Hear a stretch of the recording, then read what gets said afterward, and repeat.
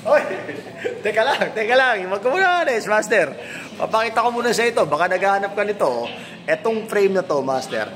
Mga limited lang dito to sa Roosevelt Bicycle Center. Etong Foxter. Iilang piraso na lang to, Master.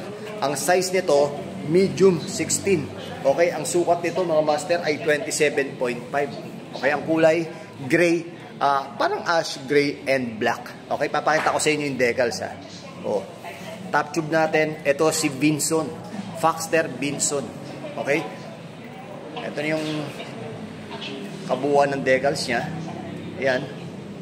Okay? At maganda rito, mga Master. Pwede siyang ICR, pwede siyang external tsaka ICR. Okay? Tingnan niyo yung ilalim niya. Okay? So may kabitan. Welding wise, okay naman, mukhang matibay yung weld. Okay? Tapos sa likod, okay? Decals, si tube, ganda. Para nag-aagaw yung itim, tsaka yung ash.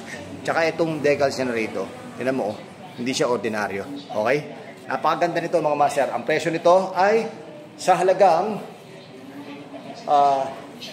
2,800. Okay? 2,800 lang, mga Master. Magaang. Okay? Magaang na magaang. Ito pa, oh. Para kumpleto. Diba? O, punta mo lang yan dito sa Roosevelt Bicycle Center kung naghahanap ka nito. Alright? Tsaka kung hindi ka pa nakaka-follow sa atin, ako po si Papa Jack. Follow ko lang sa ating FB page at TikTok. Alright? Tsaka sa YouTube channel. Salamat, ha. Sige, Master. Tuloy mo na yung ginagawa mo.